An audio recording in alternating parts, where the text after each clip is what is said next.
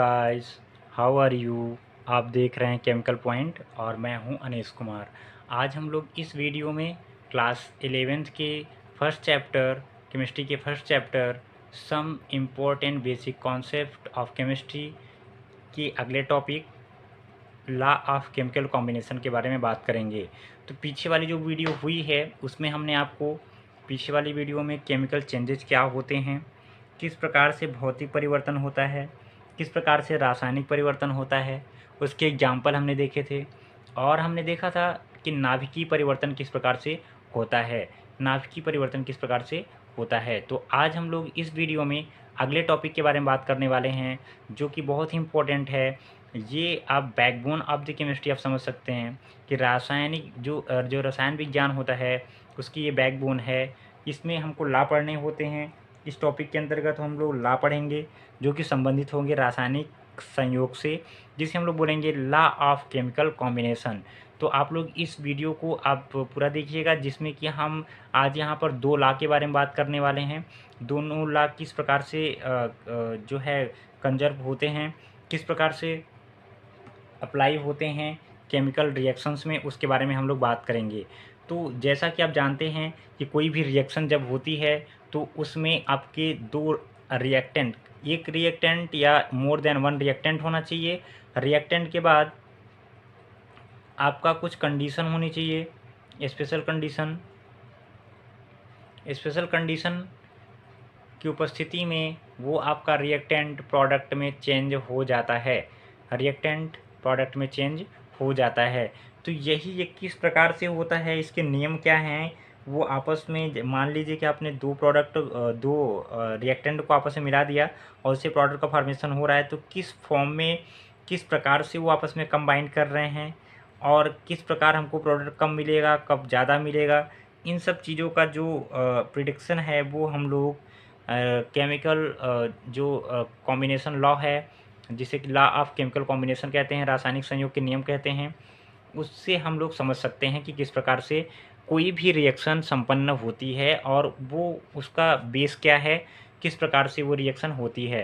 तो यहाँ पर अगर हम देखें लॉ ऑफ मास कंजर्वेशन, सबसे पहला नियम हम देखेंगे लॉ ऑफ केमिकल कॉम्बिनेशन, रासायनिक संयोग के नियम में हम लोग सबसे पहले देखेंगे कि लॉ ऑफ मास कंजर्वेशन क्या होता है। ये आप लोग पढ़ चुके होंगे नाइन्थ में ये आपको पढ़ाया जाता है कि लॉ ऑफ मास कंजर्वेशन क्या होता है। तो लॉ ऑफ मास कंजर्वेशन आप देख सकते हैं यहाँ पर कि क्या है। ये जो लॉ ऑफ मास कंजर्वेशन, मास आप समझते होंगे कि कोई भी सबस्टेंस है वो जिस भी पार्टिकुलर स्पेसिफिक सब्सटेंस से मिलके बना है। मान लीजिए कि अगर हम यहाँ पर ये इस की बात करें तो ये आप देख सकते हैं कि एज ए प्लास्टिक आपको दिख रहा होगा। तो एज ए प्लास्टिक है तो प्लास्टिक में कौन कौन से कंपोनेंट और कितनी मात्रा में लगे हुए हैं, इसी को हम लोग मास कहते हैं। मास किसी भी वस्तु में निहित उस वस्तु की संपूर्ण मात्रा है जिससे मिलकर वो बना होता है, उसे हम लोग मास कहते हैं, द्रव्यमान कहते हैं। द्रव्यमान और भार में अंतर होता है, द्रव्यमान और भार में अंतर होता है। देखिए द्रव्यमान जो होता है वो अपरिवर्तनीय होता है। जैसे कि आपने 5 किलोग्राम आप मास लेकर के किसी भी सब्सटेंस का निर्माण करते हैं तो वो 5 केजी आपका 5 केजी हर जगह रहेगा। आप कोई भी स्थान परिवर्तन करेंगे, स्थान परिवर्तन करने से उसके मास में परिवर्तन नहीं होगा, जबकि उसका भार बदल जाता है। क्योंकि भार आप समझते हैं, भार का फार्मूला आप लोग जानते होंगे, यहाँ पे हम छोटा सा लिख देते हैं। देखिए W इक्वल टू होता है mg। अब ये m क्या है, मास है, और g क्या है, गुरुत्वीय त्वरण है। तो ये किसी भी मास को अगर हम लोग उसके गुरुत्वीय त्वरण जो हमारा पृथ्वी का है उससे अगर हम मल्टीप्लाई कर दें तो हमको भार मिलता है। यानी किसी भी वस्तु पर, ये मास वाली वस्तु है जितना आपने लेकर बनाया था कोई भी सब्सटेंस, उस मास वाली वस्तु पर जितना भी गुरुत्वाकर्षण बल लगता है, जिस बल के साथ में पृथ्वी अपनी तरफ उस वस्तु को खींचती है, उसी को हम लोग बोलते हैं भार। भार क्या होता है, मान लीजिए कि ये आपका कोई भी सब्सटेंस है, इस सब्सटेंस को पृथ्वी क्या कर रही है, अपनी ओर खींच रही है। तो जिस बल के साथ में खींच रही है उसी को हम लोग बोलेंगे कि ये उसका क्या है, भार है। तो किसी भी वस्तु को पृथ्वी जिस बल के साथ में अपनी ओर आकर्षित करती है वह बल क्या कहलाता है, भार कहलाता है। तो आप देख सकते हैं यहाँ पर कि भार और द्रव्यमान में अंतर होता है। तो यहाँ पर हम देखेंगे कि भार की बात नहीं करेंगे, हम लोग मास की बात करेंगे कि लॉ ऑफ मास कंजर्वेशन क्या होता है। देखिए, इस नियम का जो प्रतिपादन है वो किया था एम.वी. लोमोनोसोव ने। लोमोनोसाव आप बोल सकते हैं, लोमोनोसोव भी बोल सकते हैं और लोमोनोसाव भी बोल सकते हैं। ये एक रशियन साइंटिस्ट थे। ये कहाँ के थे? ये रशियन साइंटिस्ट थे और ये 1756 में इन्होंने प्रपोज किया था। क्या प्रपोज किया था? Law of mass conservation. तो आप लोग द्रव्यमान संरक्षण का नियम कई बार पढ़े होंगे, आपके सामने आया होगा कि द्रव्यमान संरक्षण का नियम क्या है। तो वो आपको यहाँ पर ये पता होना चाहिए कि इसको प्रपोज किसने किया? लोमोनोसोव ने। अब हम ये देखते हैं कि लॉ ऑफ मास कंजर्वेशन होता क्या है। देखिए, रासायनिक अभिक्रियाओं में कुल पदार्थों का कुल द्रव्यमान अपरिवर्तित रहता है। रासायनिक अभिक्रियाओं में कुल पदार्थों का कुल द्रव्यमान अपरिवर्तित रहता है।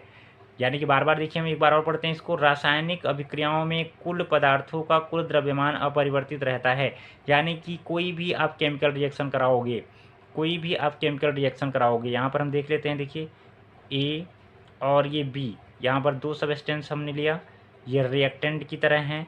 अब ये कंडीशन इसको देंगे हम, टेम्परेचर प्रेशर कुछ ना कुछ इस पे लगेगा, तो ये प्रोडक्ट में चेंज हो जाएगा। ये किस में चेंज हो जाएगा? ये प्रोडक्ट में चेंज हो जाएगा। तो ये जो रिएक्शन है, जितना इसका मास रहेगा ए और बी का, वो प्रोडक्ट बनने के बाद वही मास किसका रहेगा? सी और डी का। इसको हम लोग एक एक्सपेरिमेंट के द्वारा समझ सकते हैं। अभी थोड़ा सा डिफिनीशन देख लेते हैं, फिर आपको एक्सपेरिमेंटली इसको बताते हैं कि द्रव्यमान संरक्षण के नियम को आप किस प्रकार से समझ सकते हैं। तो यहाँ पर अगर हम देखें तो total mass of substance are conserved in any chemical reaction, यानी कि जितना भी सब्सटेंस का मास होता है वो संरक्षित रहता है, कंजर्व रहता है इन एनी केमिकल रिएक्शन, किसी भी रासायनिक अभिक्रिया में जो पूरा का पूरा मास है वो कंजर्व रहता है। केमिकल रिएक्शन में मास कंजर्व रहता है। जितना आपने रिएक्शन के पहले मास लिया था वही मास आपका प्रोडक्ट चेंज होने के बाद, यानी कि प्रोडक्ट बनने के बाद भी मास मिलेगा। यानी कि अगर आपने इधर 10 किलोग्राम रिएक्टेंट लिया है तो वापस से आपको इसका जो मास होगा एक्चुअल में, जो आउटसाइडर चीज़ें होंगी वो तो इवेपरेट हो जाएंगी, लेकिन एक्चुअल में आपने जितना भी लिया था उतना ही आपको यहाँ पर ये मिलेगा। जितना आपने रिएक्टेंट लिया है वही आपको प्रोडक्ट मिलेगा। यानी कि रिएक्शन के पहले और रिएक्शन के बाद का जो मास है वो कंजर्व रहता है। Total mass of substance are conserved in any chemical reaction. यहाँ पर अगर हम देखें तो total mass of substance before reaction के पहले संपूर्ण द्रव्यमान। यहाँ पर देखिए कि ये जो टोटल मास ऑफ सब्सटेंस है वो रिएक्शन के पहले और total mass of substance reaction के बाद, दोनों का मास आपको सेम मिलेगा। और जितनी भी केमिकल रिएक्शंस हैं वो बेस्ड होती हैं लॉ ऑफ मास कंजर्वेशन पे। तो यहाँ पे इतनी बातें आपने जानी।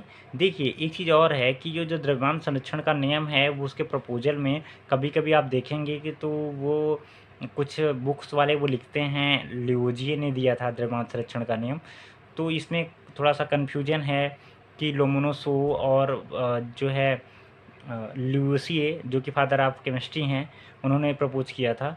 तो कुछ बुक्स वाले इनको लिखते हैं, कुछ बुक्स वाले उनको लिखते हैं। तो जो है इसमें वैसे इनका जो एक्चुअल आंसर होना चाहिए वो लोमोनोसोव होना चाहिए।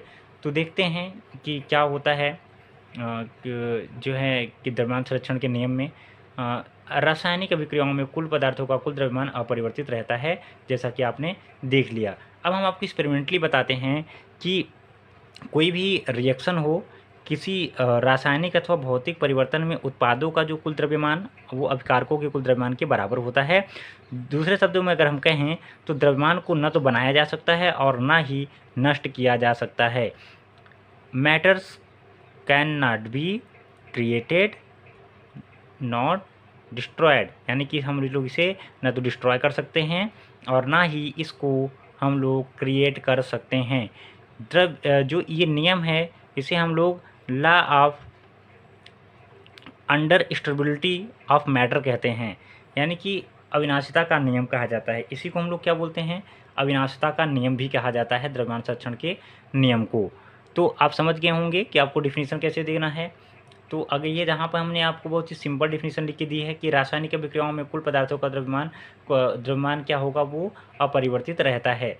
लेकिन अगर हम बात करें यहाँ पर इसे आप दूसरे वे में कैसे बोल सकते हैं, जैसे बोलेंगे किसी रासायनिक अथवा भौतिक परिवर्तन में उत्पादों का कुल द्रव्यमान अभिकारकों के कुल द्रव्यमान के बराबर होता है। तो यहाँ पर अगर हम देखें एक्सपेरिमेंटली किस प्रकार से इसको हम समझ सकते हैं, तो अगर हम देखें जैसे मर्क्यूरिक ऑक्साइड है, मर्क्यूरिक ऑक्साइड अगर उसका आप लोग द्रव्यमान देखेंगे तो मर्क्यूरिक ऑक्साइड में जो Hg है और जो ऑक्सीजन है वो अगर डिकम्पोज होगा मरकरी और ऑक्सीजन में, तो वहाँ पर आप देखेंगे कि दोनों का जो भार होगा वो समान होगा। मर्क्यूरिक ऑक्साइड और जो है मरकरी ऑक्सीजन का भार क्या होगा, समान होगा। तो यहाँ पर हम देखें अगर, तो मान लीजिए यहाँ पर अगर मान लीजिए आपने एक दूसरा एग्जाम्पल ले लेते हैं, जैसे कि लैंडोल्ट ने एक एक्सपेरिमेंट किया था, लैंडोल्ट ने, तो इसमें उन्होंने बहुत ही अलग टाइप का एक्सपेरिमेंट किया था, जिससे कि उन्होंने ये बताया कि एक्चुअल में द्रव्यमान संरक्षण का नियम किस प्रकार से होता है। अगर हम देखें इधर लैंडोल्ट का एक्सपेरिमेंट किया था, लैंडोल्ट ट्यूब में उन्होंने जो है मर्क्यूरिक ऑक्साइड यानी कि मर्क्यूरिक ऑक्साइड को ले लिया यहाँ पर HgO,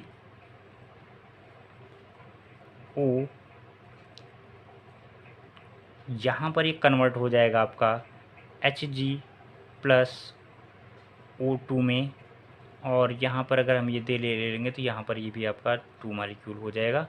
और यहाँ पर आप देख सकते हैं कि इस प्रकार से ये कन्वर्ट हो जाता है। तो यहाँ पर अगर हम देखें तो यहाँ पर ये टोटल जो है वो अगर एक्सपेरिमेंटली अगर स्टार्टिंग में देखें तो इसका जो भार है वो 100 ग्राम मान लेते हैं हम कि 100 ग्राम है, और जब ये प्रोडक्ट में चेंज होता है तो ये लगभग ये 92.6 ग्राम आता है, और ये लगभग आता है आपका जो है 7.4 ग्राम।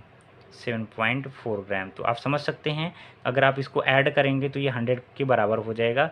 तो यहाँ पर ये द्रव्यमान संरक्षण का नियम लागू हो रहा है कि जितना आपने लिया था उतना ही आपको आउटपुट मिल रहा है, जितना आपने इन किया था उतना ही आपको आउटपुट के रूप में मिल रहा है। यहाँ पर आप 92.6 प्लस 7.4 को ऐड करके 100 प्राप्त कर सकते हैं, मतलब कि जितना आपका पहले था उतना ही अभी ये बाद में है। तो इस प्रकार से हम ये समझ सकते हैं लैंडोल्ट का एक्सपेरिमेंट जो था उसका देखिए उन्होंने क्या किया था। लैंडोल्ट ने जो है लैंडोल्ट नली का प्रयोग करके कई रासायनिक अभिक्रियाएं कराई, जिसके द्वारा उन्होंने द्रव्यमान संरक्षण के नियम का सत्यापन किया। उन्होंने कई ऐसे एक्सपेरिमेंट किए उन्होंने, जिससे कि हमको ये पता चलता है कि हाँ रासायनिक अभिक्रियाओं में द्रव्यमान संरक्षित रहता है। देखिए अगर हम यहाँ पर एक रिएक्शन कराएं, जो रिएक्शन है यहाँ पर अगर हम लोग यहाँ पर ले लेते हैं, यहाँ पर Ag ले लेते हैं और ये AgCl सिल्वर क्लोराइड ले लेते हैं और यहाँ पर NaNO3 डाल देते हैं, NaNO3, और इसको हम लोग कहाँ ले लेते हैं, टेस्ट ट्यूब में ले लेते हैं। कहाँ ले लेते हैं, टेस्ट ट्यूब में ले लेते हैं। और इसको आप लोग क्या करिएगा, कुछ इस प्रकार से ट्यूब ले लीजिएगा। देखिए लैंडोल्ट ने एक्चुअल में किस प्रकार की नली का यूज़ किया था। यहाँ पर आप देखिए, यहाँ पर ये इस प्रकार से ये H आकार की उन्होंने नली ली थी, ये H आकार की उन्होंने ये नली ली थी इस प्रकार से। लैंडोल्ट एक्सपेरिमेंट बता रहे हैं हम आपको कि लैंडोल्ट एक्सपेरिमेंट किस प्रकार से था। तो ये देखिए, और यहाँ पर ये दो पार्ट थे। पहले इन्होंने इसको ओपन, ये ओपन है, ओपन करके यहाँ पर उन्होंने एक साइड में क्या भर दिया, एक साइड में AgCl और दूसरे साइड में क्या भर दिया, AgNO3 भर दिया। यहाँ पर देखिए ये H है, H आकार की नली है, इसमें उन्होंने AgCl और NaNO3 को भर दिया। यहाँ पर भरने के बाद उन्होंने क्या किया कि इसको आपस में रिएक्ट कराया। रिएक्ट करने के बाद सबसे पहले क्या किया था, उन्होंने इसका पहले भार ले लिया था। मान लीजिए इसका 10 ग्राम भार आता है किसका, इस खाली नली का, तोलन नली का। तो यहाँ पर ये तोलन नली जो है इसका भार 10 ग्राम मान लेते हैं, और AgCl और NaNO3 आप मान लीजिए कि 10 ग्राम आपने इसको भी लिया है, 5 ग्राम करके तो लिया है, और आपस में इसका रिएक्शन करा रहे हैं। तो रिएक्शन करने के बाद यानी कि पहले तीनों ने ये 15 ग्राम ले, यानी कि 5 ग्राम ये और 10 ग्राम ये, इसको ऐड करके उन्होंने देख लिया। उसके बाद आफ्टर द रिएक्शन जब कंप्लीट हो गई और यहाँ पर रिएक्शन करने के बाद बना क्या, आप देखिए ये आपका बन जाएगा NaCl और AgNO3, ये आपस में रिएक्शन करके बन जाएगा। देखिए ये बन जाएगा AgNO3 और बन जाएगा आपका NaCl। तो ये जो प्रोडक्ट है ये जब मिला और इसका जब बाहर लिया गया तो वो समान था, जितना पहले स्टार्टिंग में लिया था उतना ही बाद में लिया गया। तो यही है लैंडोर्फ एक्सपेरिमेंट। इसे हम लोग आगे देखेंगे कि किस प्रकार से उन्होंने संपन्न कराया था। तो नेक्स्ट वीडियो में हम आपको लैंडोर्फ एक्सपेरिमेंट से स्टार्ट करेंगे और इसको रिवाइज करने के बाद फिर हम लोग लॉ ऑफ कांस्टेंट प्रोपोर्शन के बारे में बात करेंगे। तो मिलते हैं नेक्स्ट वीडियो में, तब तक के लिए थैंक यू।